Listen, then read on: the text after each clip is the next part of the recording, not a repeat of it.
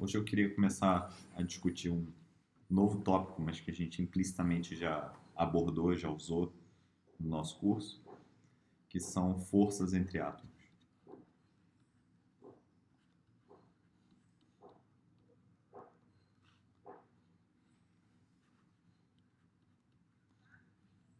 Em particular, a gente vai tratar hoje forças entre átomos neutros. Então a gente já falou sobre isso, né? Quando a gente falou na semana passada sobre interações de dipolo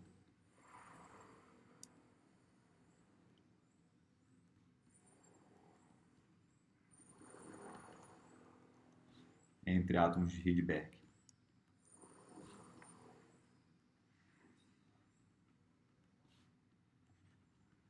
Entre átomos em estados de Rydberg, né? Então, isso foi um exemplo, né, que a gente falou na semana passada. Então, interação para dois átomos no estado de Rydberg era uma coisa do tipo C6 divididos pela distância entre eles, a sexta potência. Tem aqui o átomo A, tem o átomo B e tem a distância entre eles, que é esse vetor separação R, né? Então hoje eu queria discutir de uma maneira um pouco mais sistemática, né? Isso, essa interação entre átomos, em particular átomos neutros. Isso é parte de um contexto mais geral, onde a gente vai discutir interações entre átomos e campos eletromagnéticos, forças, né? Força aqui é a chave do que a gente quer discutir, né? Forças entre átomos e entre átomos e luz. A aula de hoje podia alternativamente se chamar, podia dar um nome, né, em homenagem aos efeitos que a gente vai estudar, que são a força de Van der Waals e de Casimir-Polder. São fenômenos relacionados. Polder se escreve desse jeito aqui. Então a gente vai discutir esses efeitos hoje. Okay? Então vamos começar discutindo conceitualmente, né, força de Van der Waals. Vou abreviar dessa forma, Van der Waals. Então é uma força naturalmente de origem eletromagnética, né, entre átomos neutros. Então eu posso pensar no meu átomo A uma densidade de carga ρA, e eu posso pensar no meu átomo B como tendo uma densidade de carga ρB. Do ponto de vista da eletrodinâmica, né, a nuvem eletrônica em torno desses átomos funciona mais ou menos como uma distribuição de carga, né, se for esfericamente simétrico, dependendo dos estados dos elétrons. É uma distribuição esférica, mas isso não vai importar muito para a nossa discussão agora. A interação entre esses átomos, então, ela vai ser igual a uma integral vezes a densidade de carga em A vezes a densidade de carga em B, divididos pelo vetor separação, módulo do vetor separação entre A e B,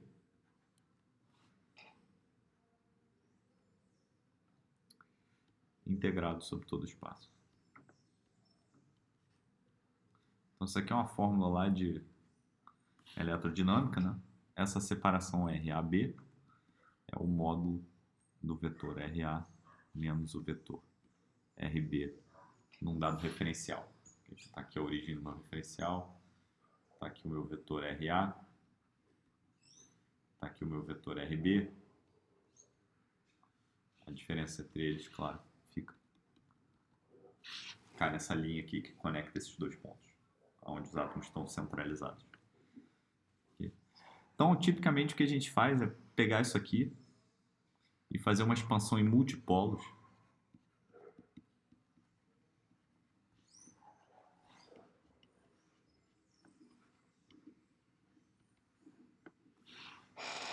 Essa expansão em multipolos está feita de maneira bem detalhada no livro de mecânica quântica do Steven Weinberg, celebrado Steven Weinberg, que infelizmente faleceu esse ano, mas deixou para a gente vários livros fundamentais, né, de teoria quântica de campos e física e mecânica quântica, né, e física moderna. Mas a ideia é só para lembrar, né, de uma expansão em multipolos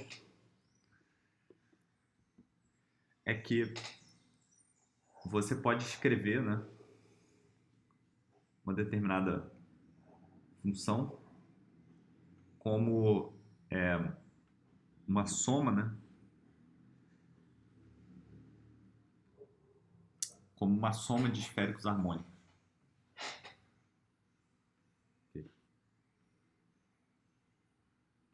Então, por exemplo,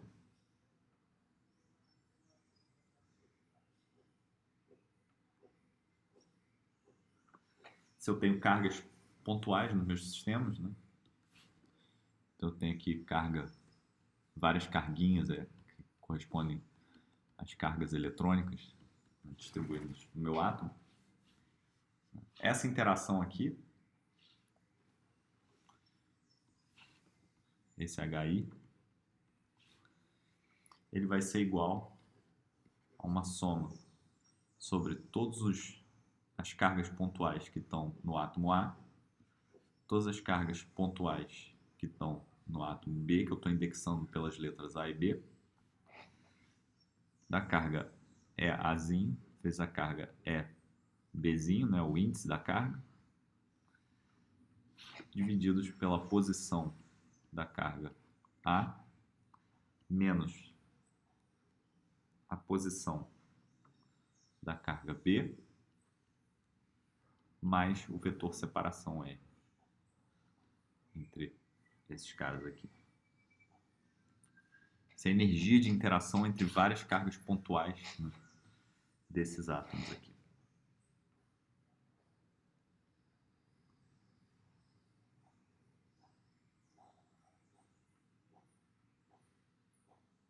Ok? Então, uma coisa que a gente pode fazer é pegar esse termo aqui, 1 sobre XA menos XB, mais módulo disso, né? E fazer essa expansão em múltipolos. Então, vou colocar isso daqui só para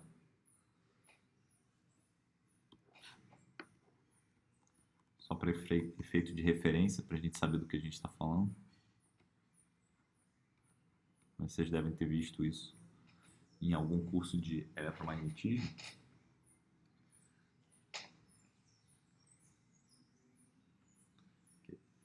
E esse operador aqui, né, a gente está lidando com mecânica quântica, então é um operador. Eu posso tratar ele como uma soma em L, L' e Lzão.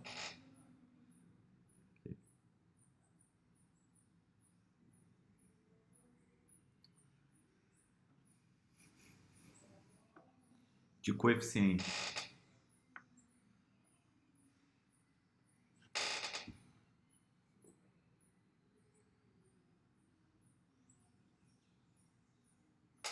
uma função que eu posso expressar, né, como L, ela depende desses índices L, L' e L, ela depende do módulo de XA, depende do módulo de YB e depende da separação, vezes uma soma em M, M' e Mzão, de menos 1 L menos M, C LL', de LM, M', vezes esféricos harmônicos Y, ML, avaliado na coordenada XA, Y, M', L', avaliado na coordenada YB, vezes Y, L, menos M, avaliado em R. Então, é uma expansão complicada, né? Mas o importante é que aqui a gente pode expandir esse operador, né? é um operador quântico, deveria colocar chapéu aqui, né? Em termos de coeficiente de Clebsch-Gordon,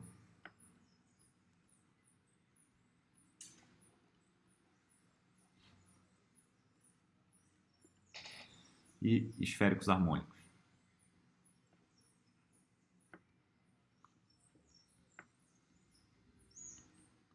Então, a gente tem que olhar para isso como uma série, uma expansão em série.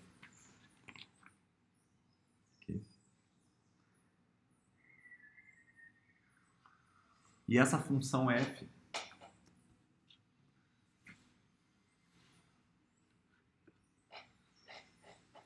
de L, L', Lzão, de XA, YB e R, ela é dada por coeficientes numéricos, N, L, L', Lzão, vezes R a menos 1, menos L, menos L', vezes XA elevado a L, vezes YB, vezes L elevado a L.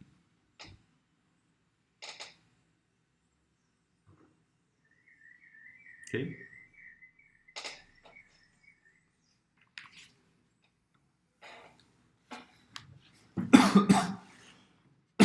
Perdão. Então, quando a gente coloca isso daqui aqui dentro,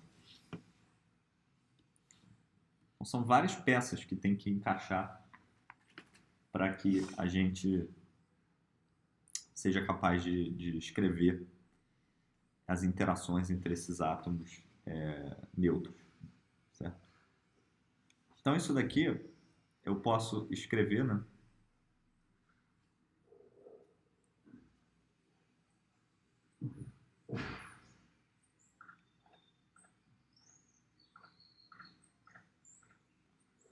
Como sendo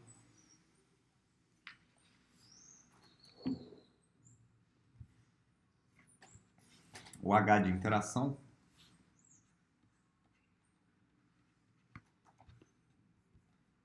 esse cara daqui, ele é escrito como uma soma L, Lzão desses coeficientes numéricos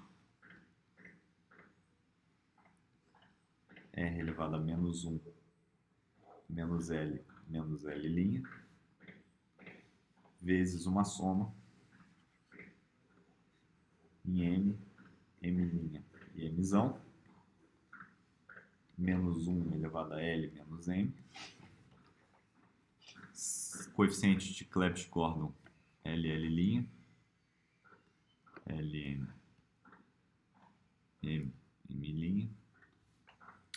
vezes Y menos M, L, vezes operadores que eu vou chamar de E, Lm para o sistema A, vezes o operador E, L', M' para o sistema B. E o importante é que esses operadores são chamados operadores de multipolo.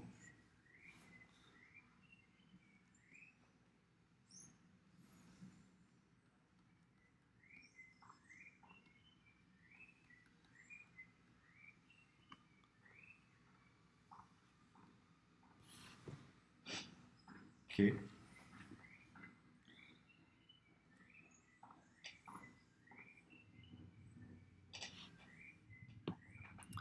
E eles têm a seguinte forma. Posso escrever esses operadores da seguinte maneira.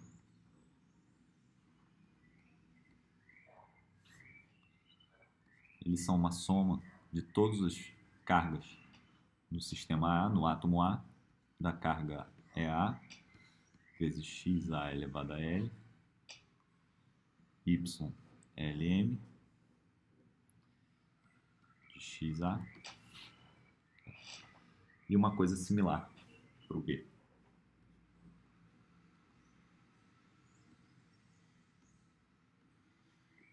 Então, tudo isso está no livro do Weinberg. Okay?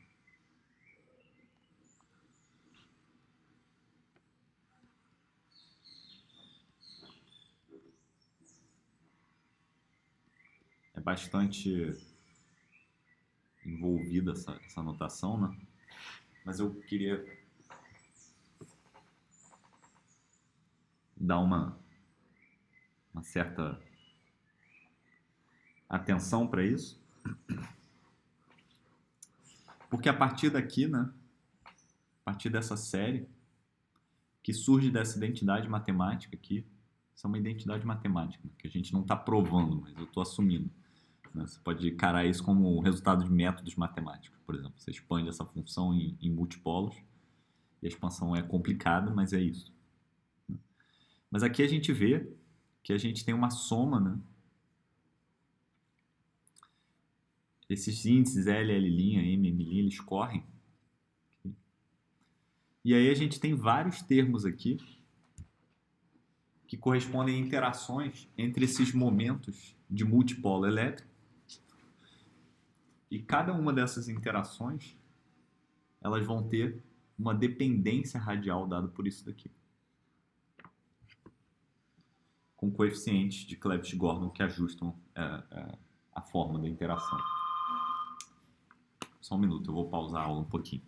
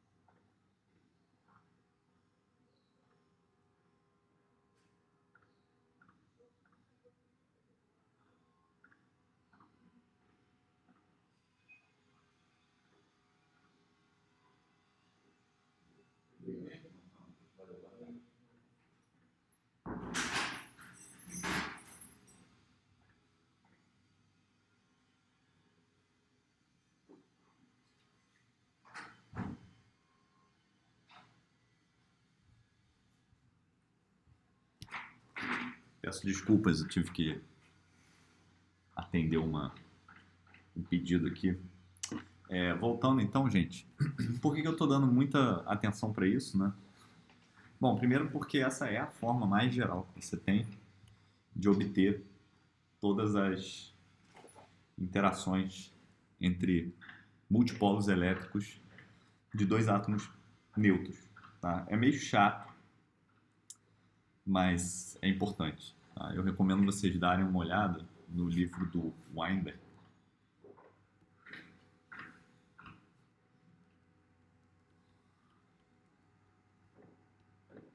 Lectures on Quantum Mechanics. Página... Isso daqui está na página... Seção 5.9. Página 208. Tem uma discussão bem detalhada disso. Okay? E aí a gente vê, né, que dependendo do valor de L e M aqui, né, por exemplo, L igual a 1, a gente vai ter os operadores de dipolo elétrico,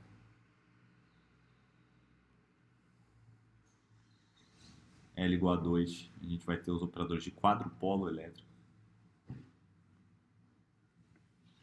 L igual a 3, octupolo e por aí vai. Então essa expressão aqui, ela vai gerar todas as interações possíveis entre multipolos elétricos.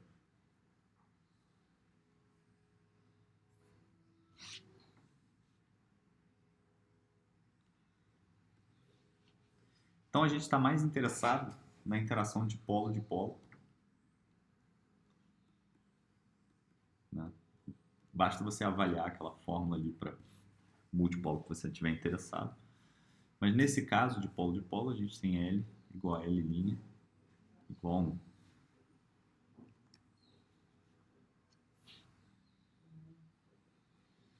E aí se eu voltar aqui, né? Isso significa que eu vou ter R elevado a menos 1, menos 1, menos 1, que dá R a menos 3. Então essa interação ela é proporcional a 1 sobre R ao cubo.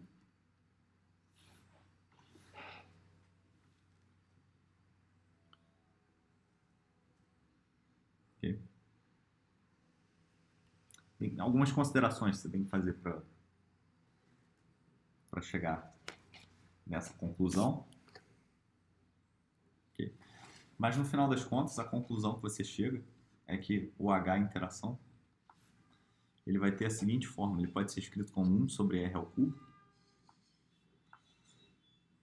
do momento de dipolo elétrico do átomo A, produto escalar, o momento de dipolo elétrico do átomo B, menos 3 vezes o produto escalar entre o dipolo A e o vetor separação dos átomos, momento de dipolo do B, vezes o vetor separação entre os átomos. Okay? Então é daqui que vem essa derivação. Okay? Vem dessa expansão em multipolos, que eu gastei um certo tempo aqui mostrando para vocês. Tá? Essa interação de Van der Waals.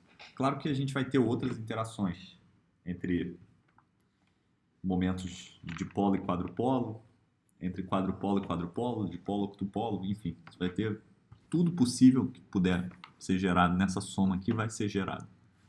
Tá? Mas o termo mais importante para a física atômica são esses termos entre dipolos. Ok?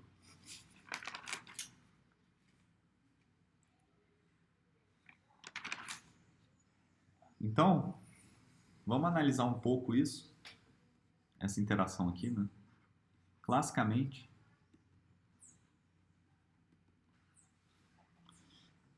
a gente tem o momento de dipolo do átomo A, tanto quanto o momento de dipolo do átomo B, é zero. Né? Não tem um momento de dipolo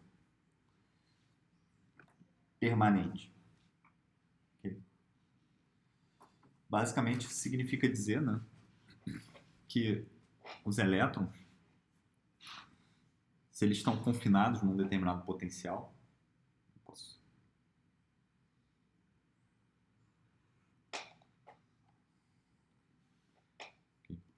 O meu momento de dipolo ele é dado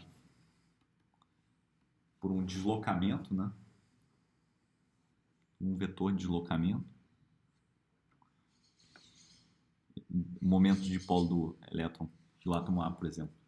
Supõe que ele tenha um elétron que a gente está considerando aqui, ele vai ser uma coisa tipo EA vezes a posição XA. Deslocamento, né? De acordo com essa fórmula aqui, ó. Se eu considerar um elétron só, isso aqui vai ser EA vezes XA vezes um coeficiente de Clebsch-Gordon, que vai dar um termo proporcional. Basicamente, ele é proporcional a esse deslocamento. Certo?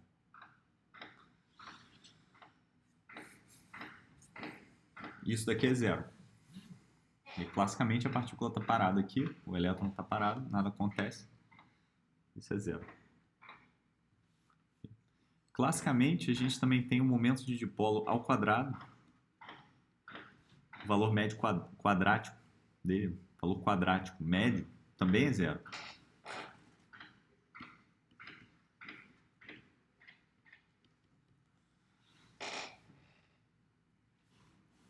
Então, a gente não tem nem flutuações, nem média do momento de dipolo, e nem flutuações.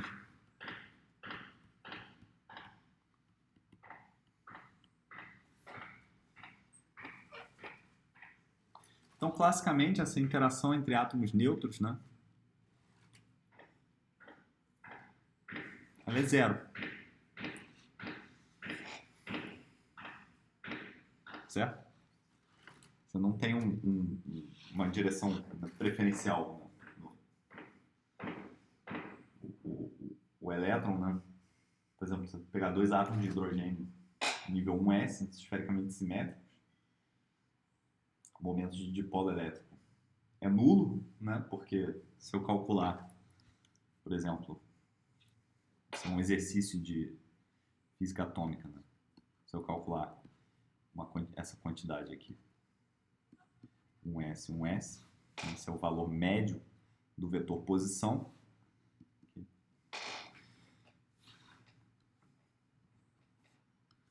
Isso daqui vai ser uma integral, né, do módulo de ψ1s ao quadrado vezes r vezes o elemento de volume. E essa integral ela é zero por paridade. Pode mostrar isso. A gente mostra isso em estrutura da matéria 2, por exemplo. Então, é esperado que classicamente essa força seja nula. Essa interação entre dois dipolos seja completamente nula, classicamente. Mas quanticamente a situação muda, né? Quanticamente, o momento de dipolo ele pode ter flutuações. Isso aqui então é quanticamente diferente de zero. Mesma coisa para o átomo B.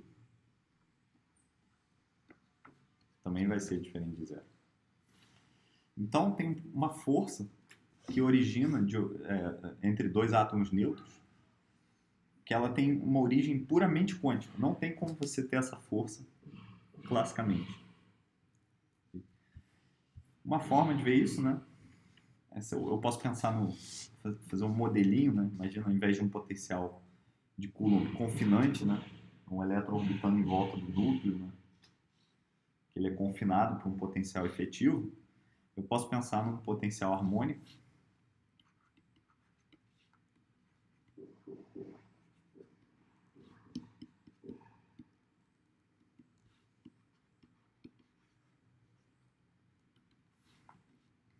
Então, eu tenho meu potencial harmônico, eu vou ter meu elétronzinho aprisionado por esse potencial harmônico. Ele pode estar no estado fundamental,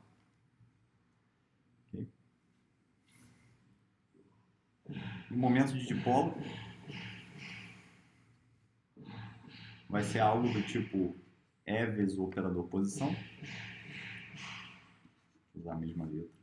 A gente está em uma dimensão, né? Então não tem necessidade de colocar um vetor. E aí eu posso calcular, né, de fato, o momento de dipolo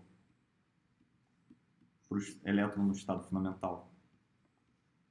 Vai ser zero, porque isso é proporcional ao valor esperado da posição do elétron. Isso é uma função de onda gaussiana, né? Centrada em zero, então isso aqui é zero. Mas, se eu calcular o valor esperado quadrático, isso aqui vai ser diferente de zero. Porque tem chamado zero point motion, né? Tem movimento de ponto zero.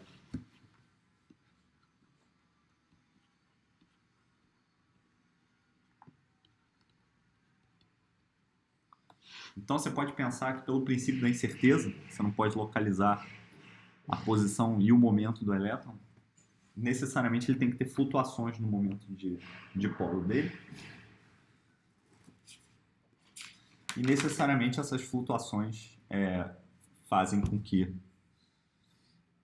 esse operador aqui de interação entre dipolo e dipolo, que vem da expansão em multipolos, da interação de Coulomb entre dois átomos neutros, necessariamente ela vai desenvolver correções na energia dos átomos que dependem da posição, e essas correções na energia dos átomos elas podem ser interpretadas como uma interação entre eles, uma força, né? Então a visão física, né, a intuição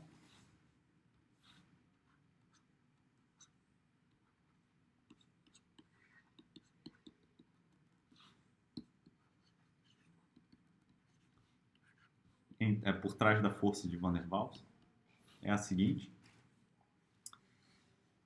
Então eu tenho o dipolo médio quadrado diferente de zero. Então eu posso pensar no meu momento de dipolo como uma variável que flutua no tempo. E o campo elétrico que ele vai induzir na posição B vai ser algo proporcional a isso daqui sobre R ao cubo.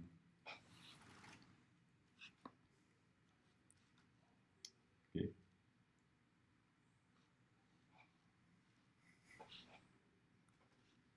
Por outro lado, esse campo elétrico ele vai induzir um momento de dipolo em B, que vai com esse campo elétrico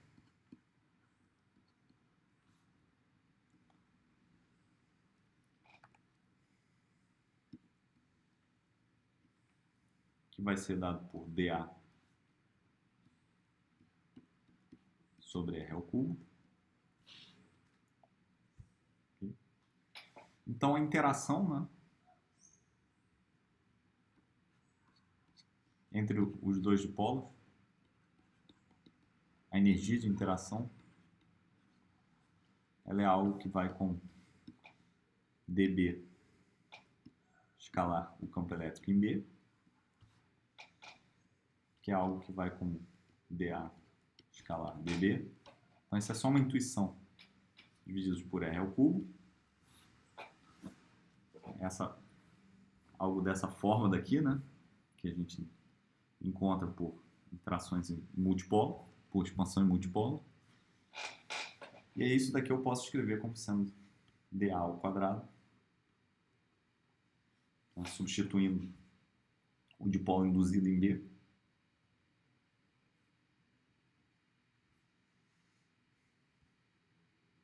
Divididos por R a sexta. Então a gente espera, né, que em algum regime, né, essas flutuações do momento de dipolo dos átomos neutros individuais, que são flutuações de origem totalmente quântica, gerem uma força que tem uma lei de potência que cai com 1 sobre R a sexta. Okay.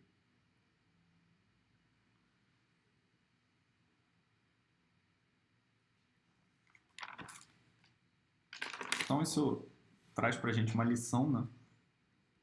Queria chamar a atenção. a lição é a seguinte. Flutuações de ponto zero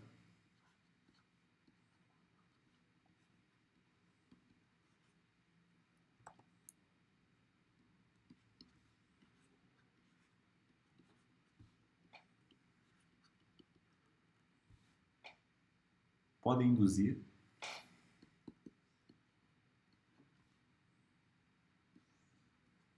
forças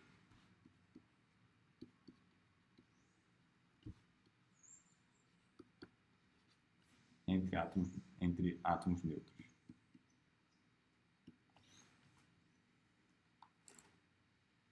Essa é a primeira lição da aula de hoje.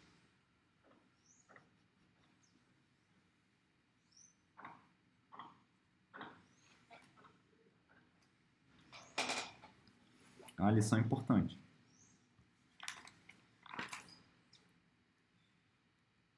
Na prática, como é que se dá, né, essa lição? Então, separei um artiguinho aqui, que é um New Journal of Physics, né, de 2000, Van der Waals Interactions. E ele faz exatamente o que a gente estava fazendo, só que num contexto simplificado de dois átomos que são aproximados, né, dois elétrons interagindo, mas a interação entre eles é aproximada por osciladores harmônicos. Então a gente tem aqui a hamiltoniana H0, que vai ser a energia cinética de cada um dos elétrons, mais o potencial harmônico ao qual eles estão sujeitos. Claro que no caso do átomo, os elétrons não estão sujeitos a um potencial harmônico, mas o efeito, o propósito desse artigo é mostrar num contexto simplificado como é que essas interações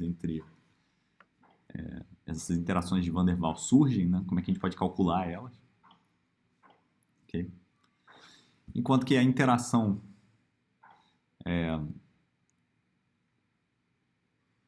entre os dois elétrons é dada por isso daqui, que é uma espécie de expansão em multipolo, para esse caso específico dos osciladores harmônicos. Né? Então a gente tem aqui a separação média, né, entre os átomos, entre os dois núcleos dos átomos, e a gente tem aqui flutuações na posição dos elétrons.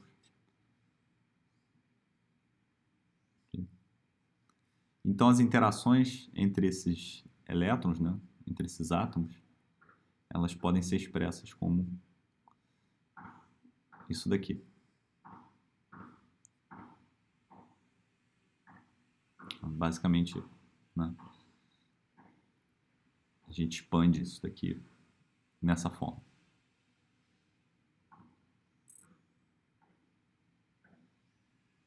Tem algumas hipóteses aqui, né, que a separação é grande comparado a x1 e x2, e aí a gente pode simplificar isso como um acoplamento entre os átomos, entre os elétrons, que vai com a posição de cada um, divididos por r ao cubo, certo?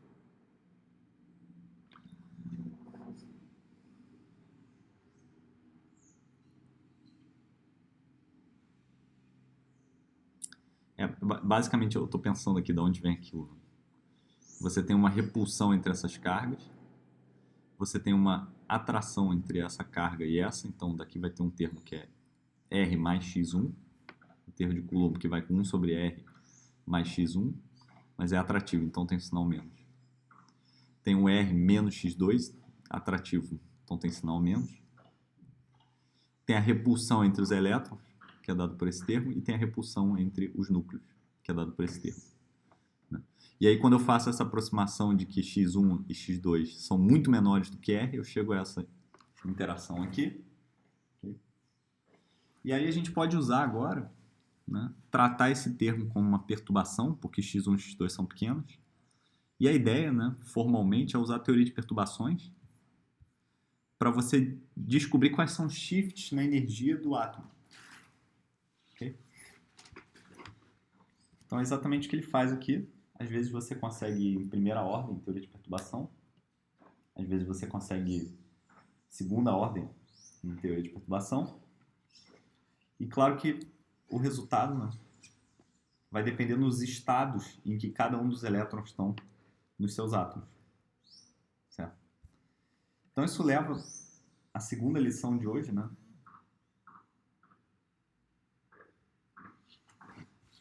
Que aquele hamiltoniano de interação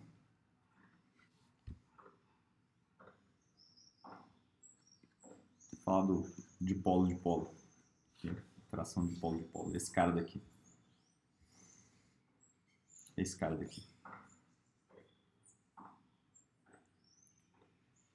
ele vai levar a shift na energia, né?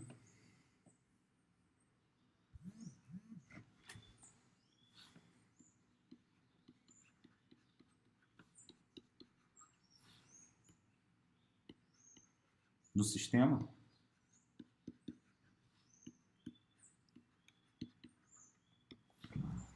que a gente pode calcular usando teoria de perturbações independentes do tempo.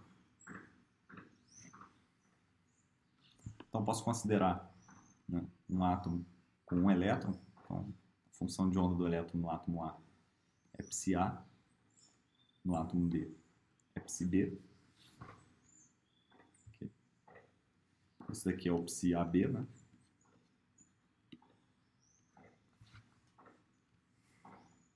Então, tem que calcular agora o shift na energia do sistema total, que vão ser dados por um termo de primeira ordem em teoria de perturbações, um termo de segunda ordem em teoria de perturbações e por aí vai. E esses termos de primeira e segunda ordem podem ser escritos com fórmulas desse tipo aqui, ó.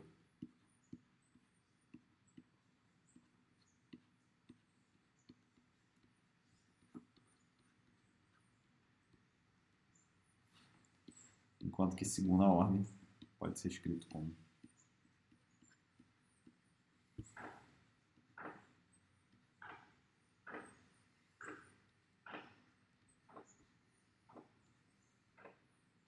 somar sobre vários termos aqui.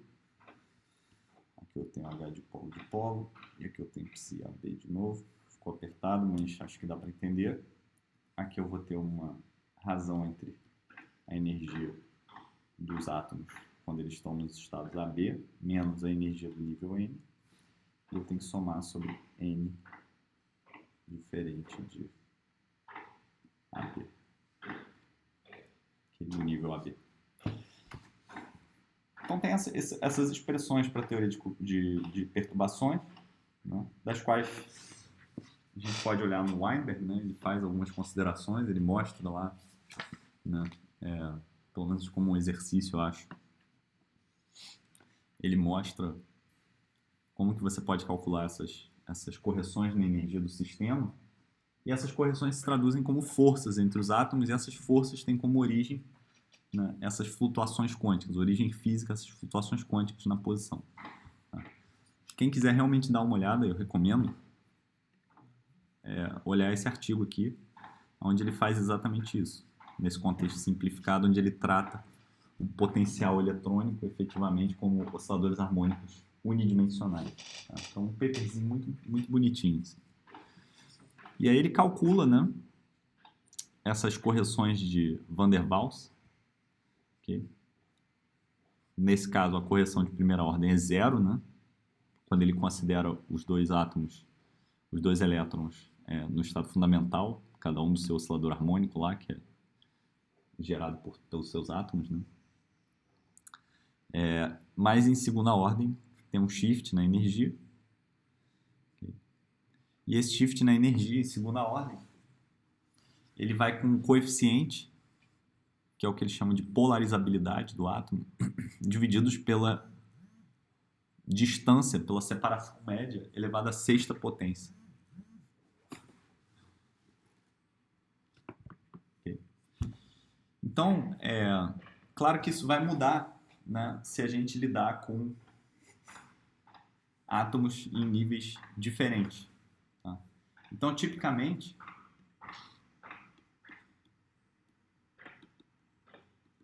se eu tenho um átomo que está no estado fundamental e outro que está no estado excitado, isso vai levar a uma interação de Van der Waals, que vai ser dado por um coeficiente C3 divididos pela separação média ao cubo. E se eu tenho dois átomos que estão no mesmo estado, digamos, dois estados fundamentais, isso tipicamente vai levar, em segunda ordem em teoria de perturbações, a uma correção C6 sobre R a sexta. E a gente pode calcular, usando teoria de perturbação, esses coeficientes C3 e C6 aqui. Okay. Mas isso leva à segunda lição do dia, né?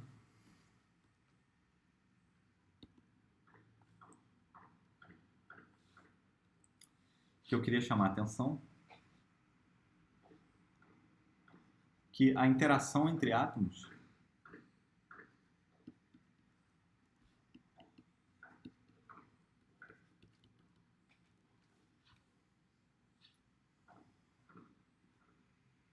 dependem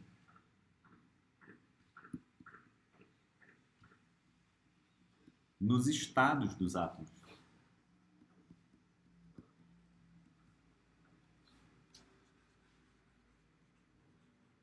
Então, essa é uma lição importante. Significa dizer que, dependendo do estado do meu átomo, a interação pode ser mais forte ou mais fraca, como no caso dos átomos de Rydberg, como eles têm um momento de dipolo gigantesco, porque o deslocamento do elétron é gigantesco, eles são altamente polarizáveis, porque o elétron está muito longe do núcleo, qualquer campo elétricozinho é suficiente para polarizar bastante esse elétron, né, nesse estado de Rydberg. Essas interações vão ser grandes, né? E as interações dependem do estado em si. Isso é uma coisa não trivial, né? É incrível você parar para pensar, né, que uma coisa aparentemente inócua, tipo o potencial de Coulomb, né, por causa de efeitos quânticos, você tem ramificações, né, dessa força de Coulomb, você tem outros efeitos que ela gera que são muito mais complexos do que a interação aparenta ser originalmente. Certo?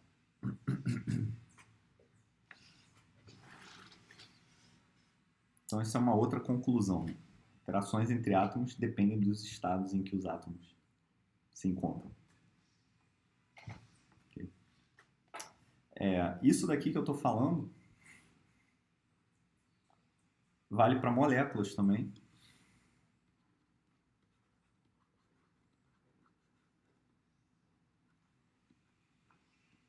Vale para circuitos elétricos.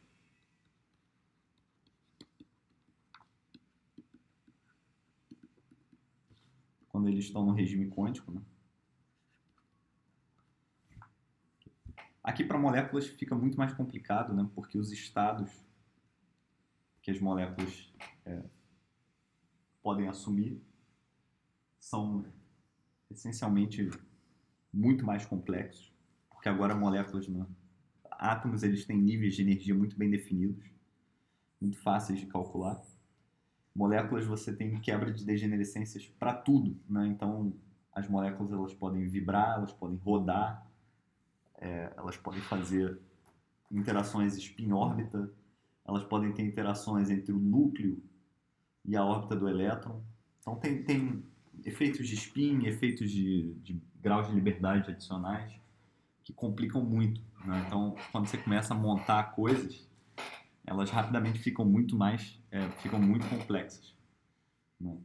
Porque o número de graus de liberdade, a forma de você combinar esses graus de liberdade cresce literalmente exponencialmente, né? Então, tudo isso que eu estou falando também existe para moléculas, então tem interações do tipo Van der Waals, né, para moléculas. Okay. E para circuitos elétricos quânticos. Okay. Então a gente pode pensar, por exemplo, em dois circuitos LC,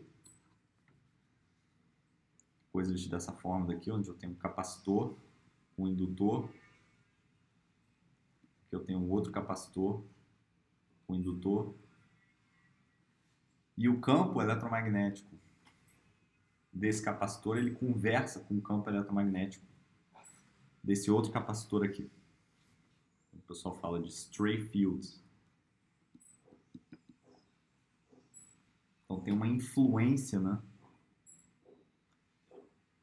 do campo elétrico desse capacitor, ele causa uma influência no outro capacitor. E esse acoplamento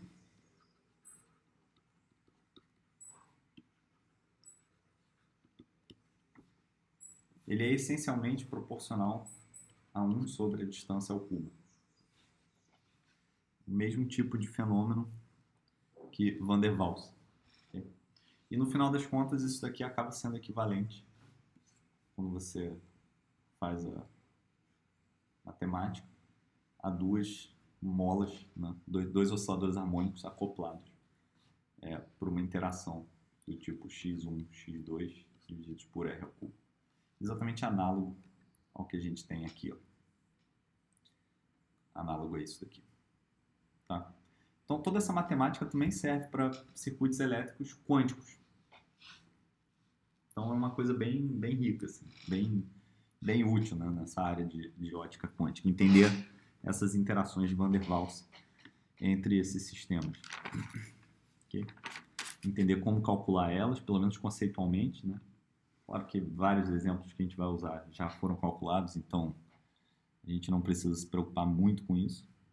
Mas é bom dar uma olhada no Weinberg para você aprender de onde vem, né? Do que é possível você gerar com essa expansão em multipolos.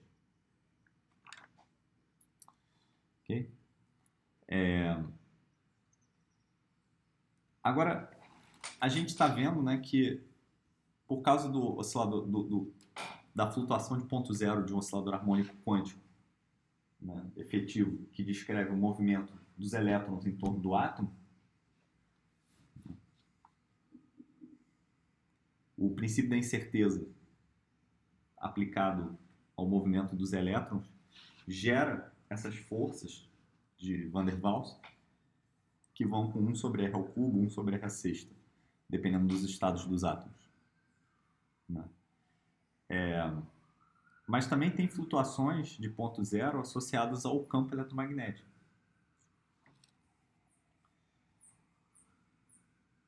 Então a gente pode discutir também flutuações do vácuo.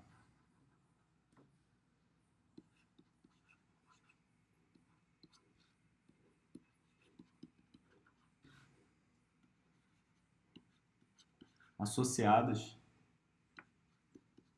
ao campo eletromagnético. A gente já sabe, pela quantização do campo eletromagnético, que a gente pode expressar cada modo do campo eletromagnético com frequência ômega.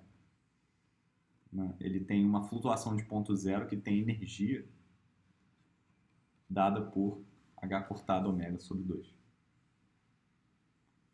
Então eu posso pensar nessas flutuações de campo zero como induzindo um momento de dipolo num determinado átomo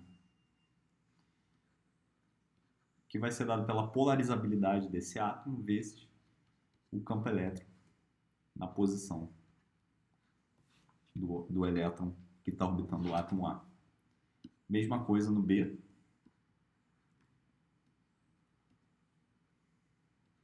Vai ser a polarizabilidade proporcional ao campo elétrico avaliado na posição do elétron que orbita o átomo B. Então, as flutuações quânticas do vácuo eletromagnético induzem uma interação entre os átomos neutros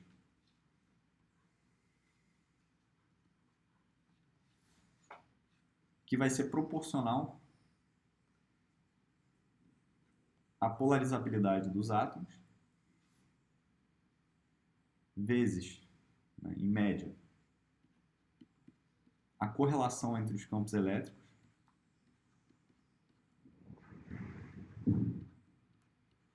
divididos pela separação média ao cubo.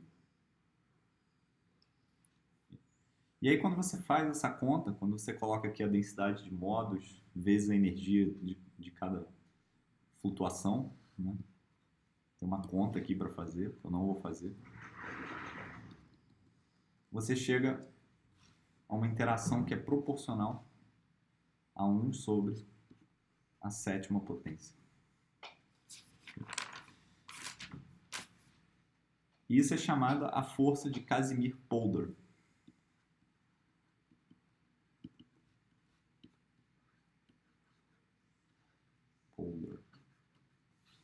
Ela é uma força, né, de longo alcance entre dois átomos neutros que escalona com 1 sobre R7.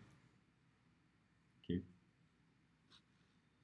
Então tem várias dessas forças que você pode calcular, né?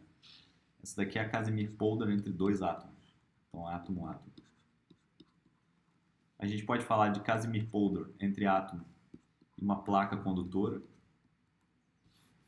e Casimir entre duas placas condutoras. Okay.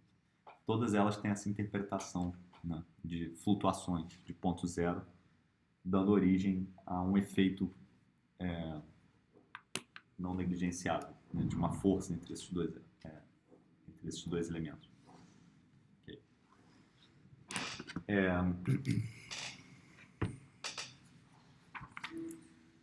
Então, acho que eu vou parar por aqui, por enquanto.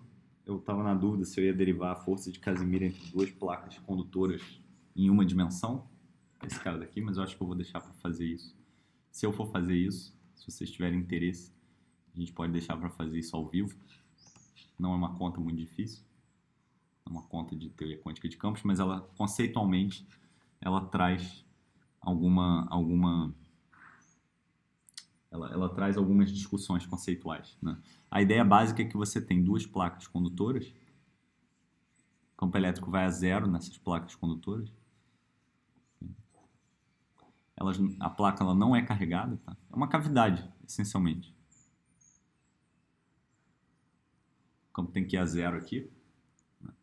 E você tem o campo num estado de vácuo. O que vai acontecer é que, devido a essas forças de Casimir-Polder, o sistema ele vai querer minimizar uma determinada energia. Então você tem uma força por unidade de área. É a pressão de Casimir.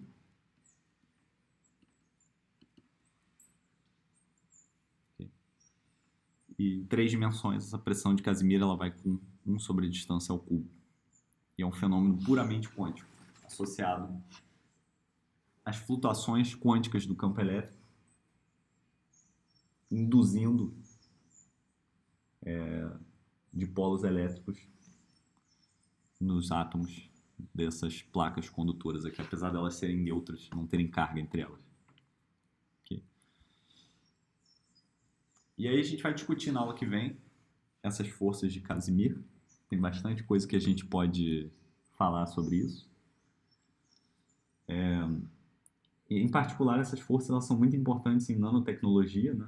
Porque, como a gente vai ver, essas forças elas basicamente ficam importantes quando você tem separações da escala de microns ou nanômetros. E tem como você fazer engenharia dessas forças. Então, brincando com as condições de fronteira, né?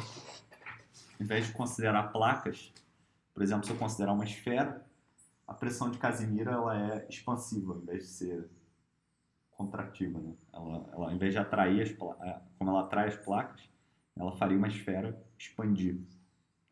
Então você pode brincar com as condições de fronteira, você pode brincar com a maneira como as placas interagem com o campo elétrico, e você pode usar isso para fazer engenharia sobre essas forças. Então, por exemplo, pessoas fizeram experimentos, né, onde a permissividade do vácuo, né, a permissividade do meio material.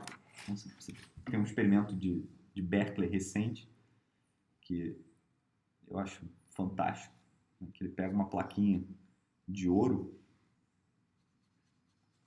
né, que tem uma certa interação com o campo eletromagnético, e aqui ele tem uma placa de Teflon, se não me engano, e ele submerge tudo isso em álcool. Então aqui tem um meio material. E aí o campo eletromagnético aqui no meio, ele satisfaz certas condições de fronteira, né? Mas a força de Casimir cria um estado ligado. Em outras palavras, dependendo da distância, né? A força ela é atrativa se a placa for muito longe e ela é repulsiva se a placa for muito próxima. Então você consegue criar um potencial de Casimir em função da distância, separação R aqui, que cria um estado ligado dessa placa. Então ela fica flutuando. O pessoal chama isso no paper de Quantum Levitation.